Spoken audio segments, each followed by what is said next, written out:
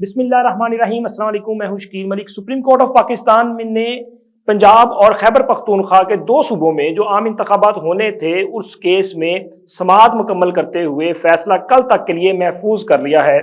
आज की समाअत में सुप्रीम कोर्ट की जानिब से हुकूमती जो सियासी जमातें हैं उनके वकला को नहीं सुना गया। आज जब रोस्टम पर मुस्लिम लीग नून के वकील थे अकरम शेख, वो आए तो अदालत ने कहा जी आप तो बाइकाट कर चुके हैं। इस तरह फरूक एच नाइक साहब को भी नहीं सुना गया और उनको भी कहा गया जी आप चूंकि बाइकाट कर चुके हैं, तो जब आप बाइकाट कर चुके हैं तो फिर आपको क्यों सुने। और यह सवाल उठाया गया कि अगर आपने बाइकाट का फैसला वापस ले लिया है तो आप तहरीरी तौर पर बता दें, फिर उसके बाद फैसला करते हैं कि आपको सुनना है तो नहीं सुनना। तो बिलाखिर अदालत ने उनको नहीं सुना, लेकिन आज अदालत के सामने सेक्रेटरी दफा पेश हुए और इस तरह सेक्रेटरी खजाना की तरफ से एक रिपोर्ट जो है वो अदालत में पेश कर दी गई है। सर बहमर रिपोर्ट है जो दे दी गई है, जिसमें ये बताया गया है कि क्या सिचुएशन है, क्या मामला है। क्योंकि अदालत ने ये इस्तफसार उठाया था कि अगर बरी फौज जो है वो अगर मसरूफ है, कोई प्रॉब्लम्स ऐसी हैं कि वो नहीं है, तो फिर हमारी जो अपना बहरी और फजाई फोर्स है वो मौजूद है, वो इलेक्शन ड्यूटी जो है वो कर सकती हैं। इसी तरह रिजर्व फोर्स जो है उनको भी तलब किया जा सकता है। यानी कि एक तरह से एक माइंड सामने आया है कि चीफ जस्टिस जो है वो समझते हैं कि इंतखाबात जो हैं ये हर सूरत में अपने मुकर्ररा वक्त पर जो है वो होने हैं। इसके साथ साथ आज अदालत के सामने अदालत की तरफ से ये सवाल भी उठाया गया जो कि बहुत बुनियादी सवाल है कि क्या गारंटी है कि 8 अक्टूबर को हालात जो है वो बेहतर हो जाएंगे। जो आज रीजन दी जा रही है वो 8 अक्टूबर को नहीं होगी और 8 अक्टूबर को खजाना भी जो है वो भरा हुआ होगा और सिक्योरिटी का प्रॉब्लम जो है वो भी नहीं होंगे, दहशतगर्दी का मसला भी दरपेश नहीं होगा। तो ये एक बड़ा सवाल था, तो इस पर भी कोई खातर खा जवाब जो है वो अदालत के सामने नहीं आ सका। और आज अदालत के सामने अटॉर्नी जनरल जो है उन्होंने एक बार फिर जो बेंच था उन्होंने इस पर एक तरह से इतराज ही किया है, वो गैर इरादी सा इतराज। मतलब उन्होंने कहा कि जी इस पर फुल कोर्ट बना दिया जाए या फुल कोर्ट इजलास बुला लिया जाए। उन्होंने कहा हमने पहले भी इस्तदा की थी, दोबारा भी इस्तदा कर रहे हैं, तो इस पर हो जाए। तो इसी तरह इस मामले पर अदालत ने चूंकि उन्होंने कहा हमने आपकी इस्तदा को मुस्तरद नहीं किया था, लेकिन कहा था कि हम इसका जायजा लेंगे। लेकिन अटॉर्नी जनरल के जो दलाइल हैं वो सिर्फ अदालती जो एक दायरा इख्तियार था या बेंच की जो प्रोसीडिंग थी या उसका जो दायरा इख्तियार था वहीं तक महदूद रहे, इससे आगे वो नहीं बढ़े। और आज अदालत के सामने इलेक्शन कमीशन की तरफ से इरफान कादर एडवोकेट जो है वो पेश हुए। इरफान कादर जो है वो काफी जारहाना वो कहते हैं ना दलाइल देने में अपनी पहचान रखते हैं, तो बड़े अग्रेसिव मूड में हमेशा होते हैं। तो आज भी अदालत में जब वो पेश हुए तो उन्होंने बेंच पर एतराज भी उठाया अपने उसी मखसूस अंदाज में। उन्होंने जस्टिस इजाजुल एहसन पर एक तरह से एतराज भी उठाया और साथ में वो कह रही है मैं उनका मद्दाह भी हूँ। तो उन्होंने कहा कि जनाब जस्टिस इजाजुल एहसन साहब क्योंकि वो 5 रुकनी बेंच में नहीं थी तो इसमें भी उनको शामिल नहीं होना चाहिए था। इसी तरह उन्होंने ये कहा कि पहले ये फैसला होना चाहिए कि जो 4 जजेस का इख्तलाफी नोट है वो, और इसी तरह जो 3 जजेस वाला मामला है, ये 5 रुकनी बेंच वाला या 7 रुकनी बेंच वाला, ये असल में ये मामला जो है ये पहले हल होना चाहिए, फिर उसके बाद जो है वो आगे फैसला देखा जाना चाहिए। इसी तरह जो मुल्क की सूरत हाल है उस पर भी उन्होंने कहा जी वो सबके सामने है मामला वो।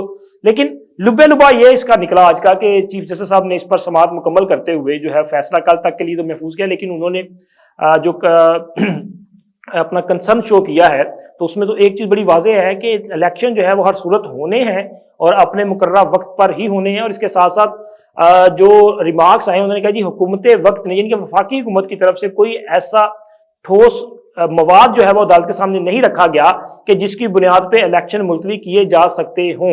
उन्होंने कहा कि बहुत सारे और भी जराए हैं, अगर इलेक्शन के लिए पैसे नहीं है तो पैसे इकट्ठे करने के लिए और भी बहुत सारे जराए हैं। जब हुकूमत के पास कोई भी मसला दरपेश आता है तो वो कैसे पैसे मैनेज करती है, तो इसके लिए पैसे मैनेज करना कोई मसला नहीं है। इसी तरह तनख्वाहों में जो है वो 3 से 5% कटौती भी की जा सकती है। इलेक्शन जो है वो चूंकि एक आईनी मामला है तो इससे रूगर्दानी मुमकिन नहीं है, इसको मजीद इल्तवा का शिकार नहीं किया जा सकता। ये मैं समझता हूँ कि बड़ा बुनियादी नुक्ता भी है। अगर ये 90 डेज की जो बाढ़ है उससे आगे जाएगा तो फिर आगे कहाँ तक जाएगा ये कोई कुछ नहीं कह सकता, क्योंकि अगर आप एक आइन की हद को अबूर करेंगे तो फिर वो कहां पे जाके रुकेगी, इस पे खामोशी है। क्योंकि ये जस्टिस जमाल मंदूखेल ने भी इस बात का जिक्र किया था कि अगर ये 90 डेज से आगे जाता है तो फिर आगे क्या होगा, इस पे आइन भी खामोश है। तो ये एक बुनियादी सवाल है जिसपे अदालत जो है वो कल अपना फैसला जारी करेगी और उम्मीद ये की जा सकती है कि इंशाल्लाह अदालत का जो फैसला है वो बड़ा बेहतरीन फैसला होगा, क्योंकि अदालत को जो मुल्क की मुआशी, सियासी और मुआशरती सूरत हाल है इसका मुकम्मल अदराक है। और मेरा ख्याल है कि चीफ जस्टिस की सरबराही में जो इस वक्त 3 रुकनी बेंच समाअत कर रहा है वो ऐसा दरमियानी रास्ता निकालेगा कि जिससे मुल्क में पहले से फैला हुआ जो इंतशार है, अफरा तफरी, इसमें कमी आए, ये मजीद बढ़े ना। चूंकि दूसरी तरफ पिछले कुछ दिनों से पार्लियामेंट में जो तकरीरें हो रही हैं वो भी कोई नेक शगुन नहीं है। एक तरह से हमारे जो आईनी अदारे हैं उनमें टकराव की सूरत हाल है, बहुत ज्यादा कशीदगी और तनाव की सूरत हाल जो है वो बरकरार है। तो मामला जो है वो ठंडे होने चाहिए, यानी कि कूल डाउन किया जाना चाहिए। ये जो दर्जा हरारत बड़ा है ना, इसको नीचे लाया जाना चाहिए और ये बड़ा जरूरी है। चूंकि हुकूमती इत्तेहाद का जो इजलास हुआ था लाहौर में, उसमें भी फैसला जो किया गया कि जी हम बेंच को नहीं मानते और फैसला जो है वो अगर आता है तो उसको नहीं मानेंगे। तो ये सूरत हाल जो है अच्छी नहीं होगी, क्योंकि अगर सुप्रीम कोर्ट का कोई ऐसा फैसला आता है कि जिसको हुकूमत ना माने तो फिर मामला तो मजीद बिगड़ जाएंगे, क्योंकि फिर मामला जो है वो शायद किसी और तरफ निकल जाए, क्योंकि फिर किसी के खिलाफ तौहीन अदालत भी लग सकती है और तौहीन अदालत लगेगी तो फिर देखें वो क्या होता है। वो कहते हैं ना कि अगर ये लड़ाई शुरू होगी और ये तनाव की सूरत हाल पैदा हो जाएगी, एक अफरा तफरी की सूरत हाल पैदा हो जाएगी, तो फिर कौन है जो इस पूरे मामले को कंट्रोल कर सकेगा। तो ये नेक शगुन नहीं होगा जमहूरियत के लिए और सिस्टम के लिए। और इसके साथ साथ जनाब अब मैंने आपके साथ मियाँ नवाज शरीफ साहब की भी एक खबर जो है वो शेयर करनी है, क्योंकि आपके भी इल्म में है कि मियाँ साहब जो है वो एक अरसे के बाद सऊदी अरब जा रहे हैं, क्योंकि वो काफ़ी अरसा से एक रवायत रही है कि वो हमेशा रमज़ानुल मुबारक का आखिरी इशरा जो है वो सऊदी अरब में गुजारते हैं, मक्का मुकरमा और मदीना मुनव्वरा में।